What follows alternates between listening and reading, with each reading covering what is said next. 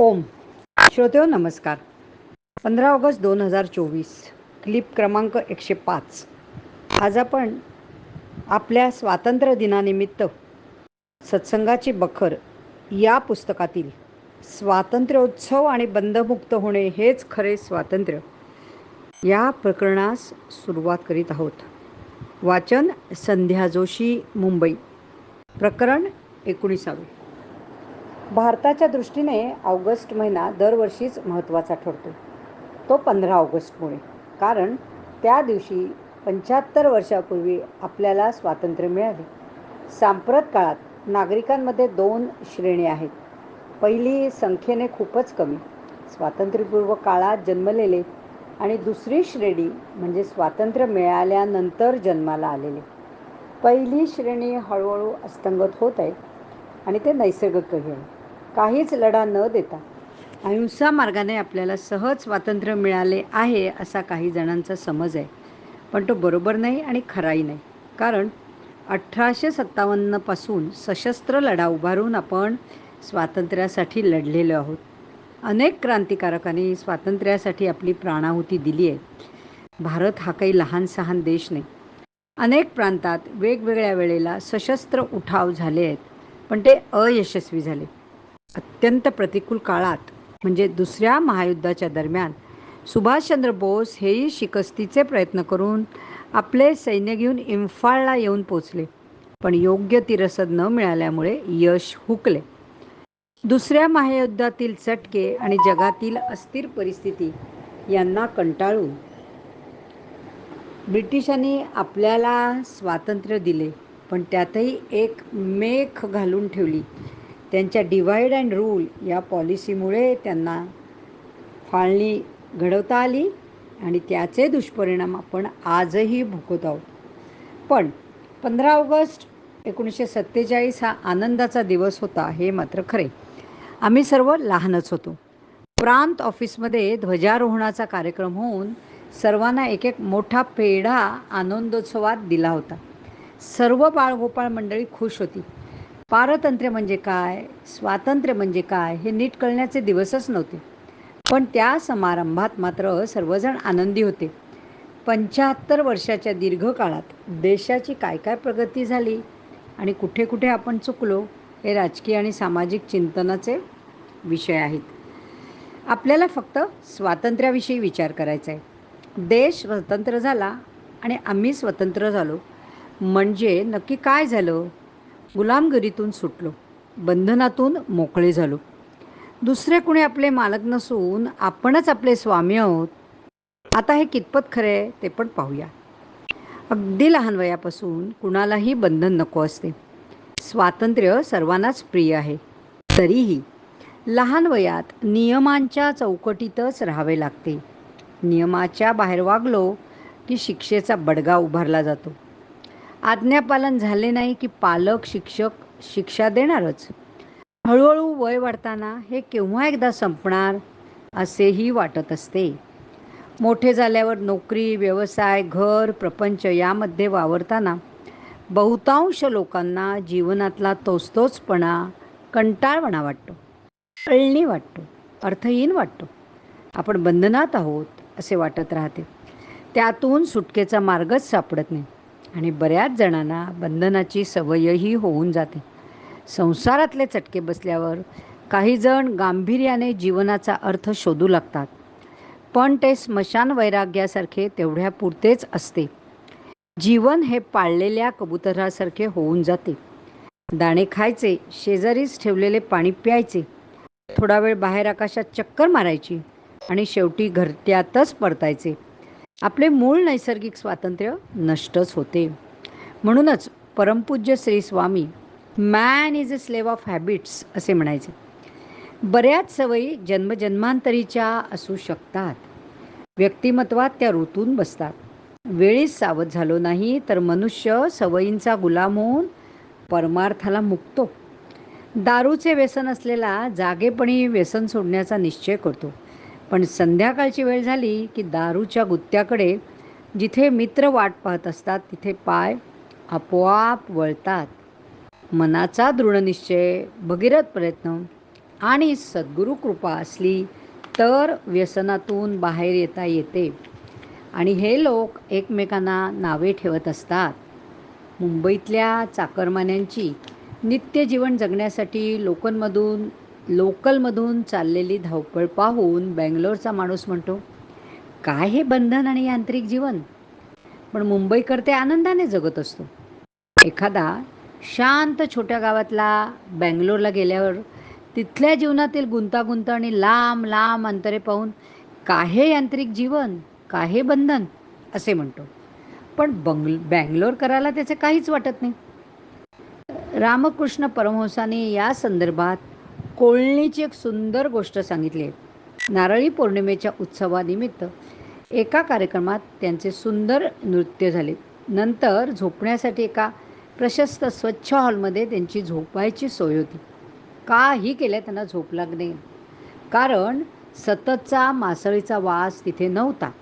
शेवटी कोळणींच्या मासळीच्या टोपल्या डोक्याजवळ ठेवल्यावरच त्यांना झोप लागली. असा आहे सवयीचा प्रभाव. आता याच्याच पुढचा याच प्रकरणातील भाग आपण आजच्याच क्लिपमध्ये दुसऱ्या भागात ऐकूया.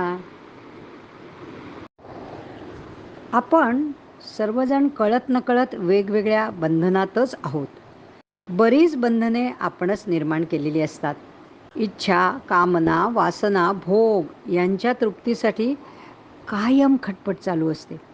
परमपूज्य श्री स्वामींनी असे चित्र बरोबर ओळखून एकदा म्हणाले होते, तूच खांबाला मिठी मारून खांब मला सोडेना अशी तक्रार केलीस तर कसे सोडवणार. सवयीचे गुलाम असले की असे होते. नित्य जीवनाचे निरीक्षण केले तर अगदी छोट्या छोट्या गोष्टीत देखील आपण अडकलेले असतो. उदाहरणार्थ, टॉवेल, चष्मा, बॉलपेन, हातरुमाल अशा वस्तू हरवल्यावर आपली प्रतिक्रिया आठवून पहा. पासपोर्ट, पैशाचे पाकिट हरवले तर काही विचारूच नका. त्यामुळे कशाला किती महत्त्व द्यायचे हेही ठरवावेच लागते. माणसाचे आयुष्य जास्तीत जास्त 100 वर्ष, तरी भोग संपतच नाहीत. त्यामुळे भोग्य वस्तूच अमर आहेत. भोग घेणारे संपून जातात किंवा बदलत राहतात. मग आपल्याला स्वातंत्र्य ते किती? एखाद्या वासराला जेवढ्या लांब दोरीने बांधलेले त्यावर त्याचे स्वातंत्र्य अवलंबून आहे. दोरीच्या परिघात वासरू उड्या मारू शकते, खेळू शकते, परंतु फार टोकाला गेले की झटका लागून परतावे लागते. तिथे स्वातंत्र्य संपले. आपल्याच कर्म आणि प्रारब्धामुळे आपल्यालाही अशाच परिघात राहावे लागते. म्हणूनच ज्या ज्या साधकांना प्रपंचाच्या प्रारब्धाच्या पलीकडे जाऊन संपूर्ण स्वातंत्र्य मिळवण्याची आस आहे, त्यांचा पारमार्थिक प्रवास सुरू होतो. याबद्दल चिंतन केले तर खऱ्या स्वातंत्र्याची कल्पना येते आणि वैराग्य निर्माण होते. आपले खरे स्वरूप काय आहे याविषयी जिज्ञासा निर्माण होते. त्याची जाणीव आणि अनुभव आला तरच स्वातंत्र्याचे आकलन होते. देह आणि मनाच्या बेडीमध्ये जोपर्यंत आपण अडकलेले आहोत तोवर आपण स्वतंत्र कसे होणार.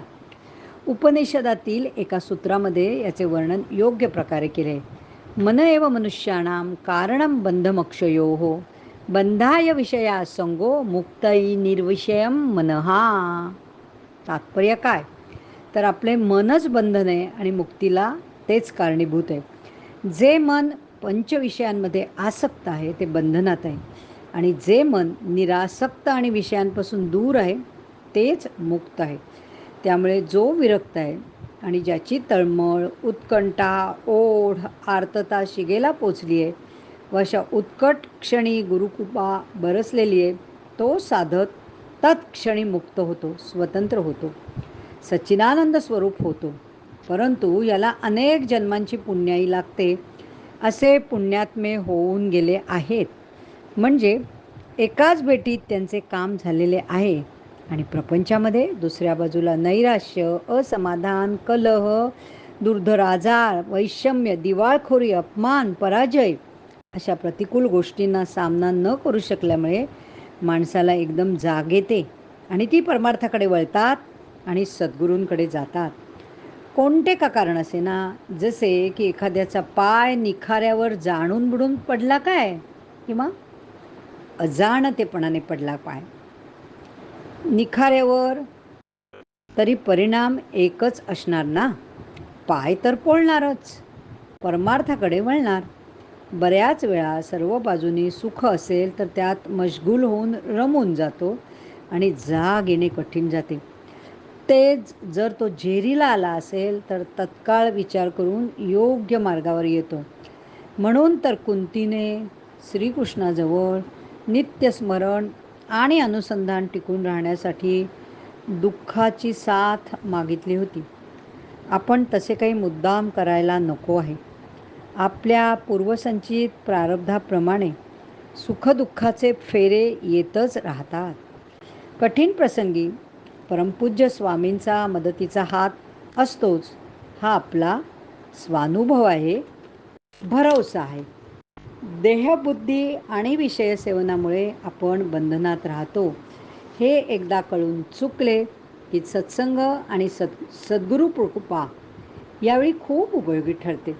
संत कबीरांकडे त्यांची सेवा करणारे शिष्य तातडीने आले व निरोप दिला की अमुक व्यक्तीचा अकस्मात मृत्यू झाला आहे. कबीर त्यावेळी उन्मनी अवस्थेत होते. लगेच एक दोहा त्यांनी म्हणून दाखवला, 9 द्वारका पिंजडा उसमे पंची पवन, रहने का अचरज है गया अचंबा कौन. हे शरीर म्हणजे 9 छिद्र असलेल्या पिंजराच आहे.